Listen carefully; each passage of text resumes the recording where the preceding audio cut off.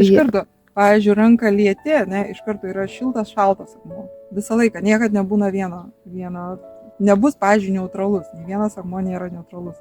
Yra šiltas, šaltas, ne, ką reiškia? Šaltas yra stabilumas. Ir, pavyzdžiui, kai šaltas akmuo tau reikia, kad nesimėtit, tai geriau, kai reikia energijos judėjimui, jame šiltą akmenį.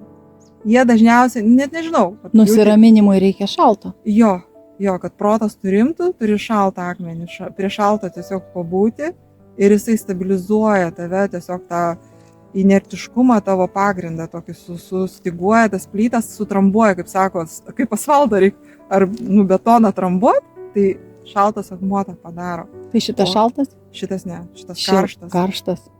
Šitas karštas akmuo, iš tikrųjų. Ir puikiai, ateik, dėk va taip ranką ir tik nevaldyk pati, nevaldyk rankos. Leisk, jis viską padarys. O, ir jis taip stipriai pulsuoja? Taip, tai va taip gali išmokti bendrauti su viskuo. Ir, pavyzdžiui, tau reikia, jisai karštas, ne? Yra uždėjau ranką, dabar tai aišku, jis dar įšilęs, bet jis gali ir šalčiausią žiemą. Tu jausi, paprasčiausiai, į rankos va šitą vietą ateina arba šiluma, tu jo neliečiant, tu jauti ar šaltis, ar karštis. Tiesiog jauti. Ir kas vyksta? Vyksta toks dalykas, kad, pavyzdžiui, tu minčių lauką, tu labai geros nuotaikos, pavyzdžiui, ne? Atėjau prie to akmens, Įkroviau su gerą nuotaiką. Ir, pavyzdžiui, tau liūdna. Kitą dieną tu atėjai, nusiraminai, tik tai įkvėpiau, iškvėpiau, prisilietėjai ir tu pabuvus kelias sekundės, tu nueisi ir tau lengvės. Viskas, nes tu jį pakroviai. Jo batareika jis dirba taip, nes jo va ta tona, kiek čia nežinau, ar 300 kg padauginam iš šviesos greičio, mes turim tokią energiją. Kokį tu pakrauni jį energiją, tokį jis spinduliuoja. Tai karštas akmuo spinduliuoja labiau nei šaltas? Ne, jie sakau, pavyzdžiui, tau labai sunku, ne? Jeigu, sunku, kaip pasakyti, kada, pavyzdžiui, viskas žemė iš po kojų sleista. Taip. Tai prie šito niekad neisi.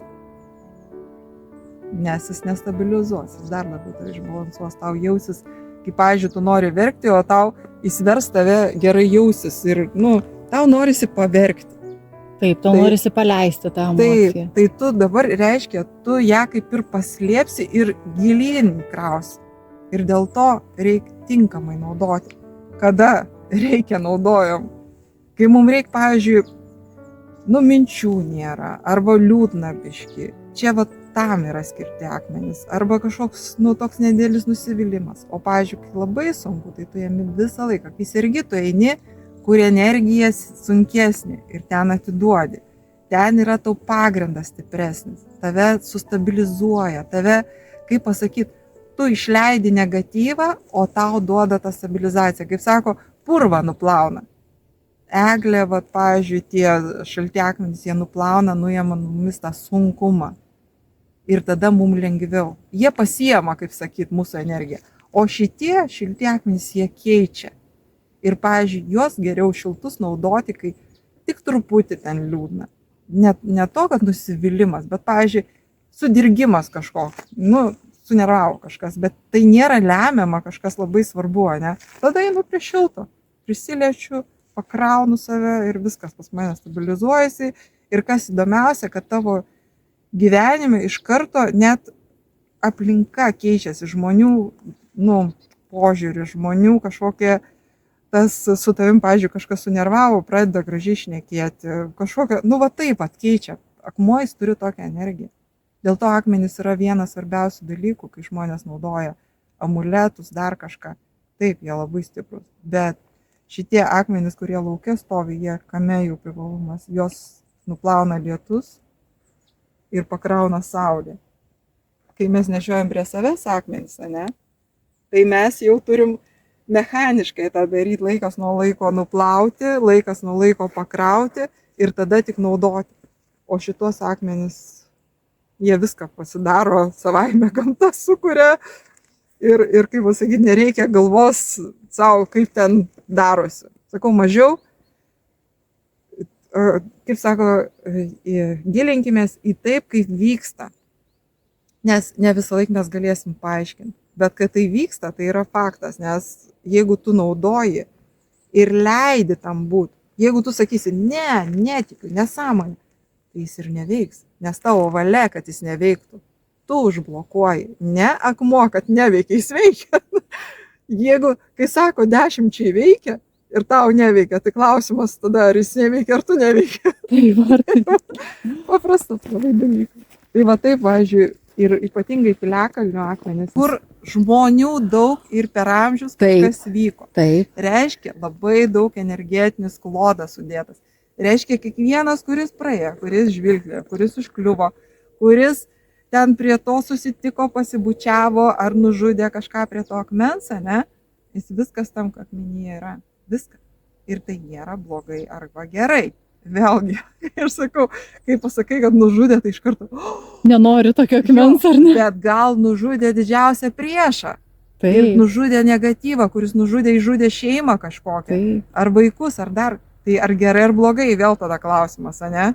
Išlaisvint pasaulį nuo negatyvo. Kai sakau, aš prieš žudimą, aš šitą pacifistę, kaip sakyti, aš gyvūnų net. Bet čia yra tik tam diskusijų ir filosofinis toks klausimas, kaip pažiūrėsi į viską.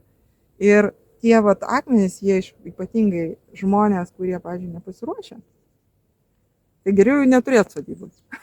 Iš karto sakau, nes jų energija, nes kaip bebūtų, tu praėjęs, atkreipęs dėmesį, tu kaip pakeltum, kaip iš šulinio vandens pasisėmiu ir tu įkvepi, arba tu turi nekvepuoti, nežiūrėti, nematyti ir tada taip, tada tu su juo nebendradarbiauji. Bet jeigu bendradarbiauji, tu įsileidi jo energetikai save. Bet tuo pačiu tu stipresnį darai, tu atsiveri. Tai nes būna taip, kad žmonės atsiveža labai daug akmenų ir pradeda gyvenimas griūti pas juos. Ir jie nesupranta, kas čia darosi, kodėl. Bet akmenys tik veikia. Nes tu atsidarai Pandoros skrynią, jeigu tai paprastai. Reiškia, tu turi mokėti, tu turi žinot. Taip pat labai tinkamas dalykas, akmenys, kaip sakyti, stabilizuoja, neutralizuoja, jų energetiką harmonizuoja ir kartais užblokuoja augalai. Todėl tie deriniai augalų, augalo ir akmens yra labai geri. Būtini, papildo vienas kitą. Taip, nes žmonės labai nori tų akmenų ir, pavyzdžiui, arba labai taip įdomiai padaro. Vieną akmenį padeda ir vieną augalą, tai atrodo kaip kapavietė. Tai apie ką mes tada kalbam?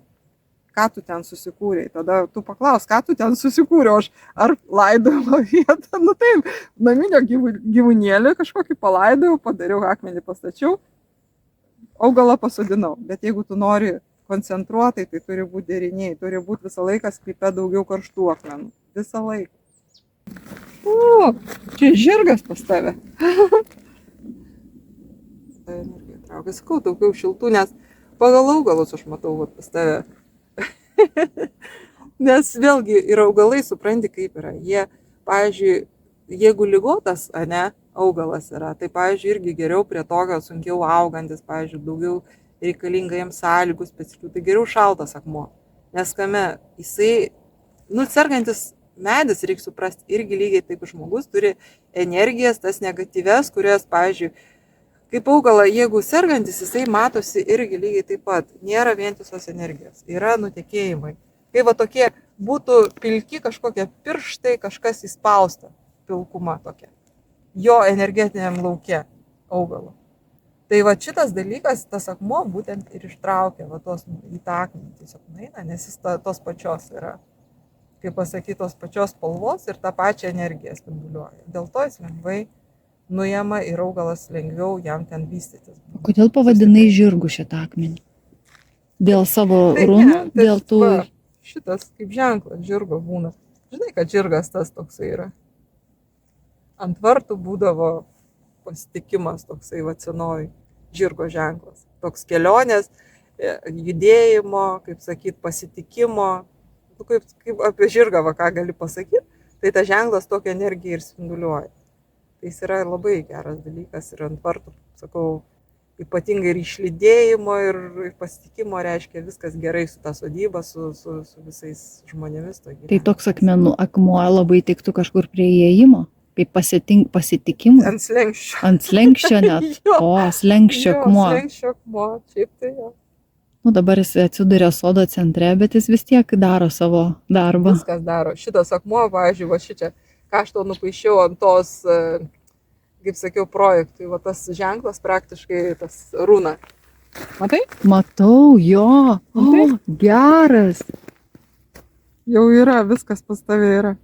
Super. Tai pasiėmė, sujungi, va savo sujungi, dabar atneš tą projektą. Čia padėk, tegu jisai dirba. Viskas. Tobulai.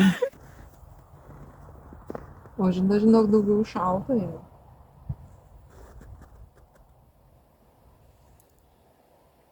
Žinok, jo, šitą šaltą tiesiog moka. Tai reikia nors vieną šaltą turėti dabar, Iš tikrųjų, su šaltu. Jeigu vat, kažkas biškiai, sakau, neramu, pabandyk net tiesiog.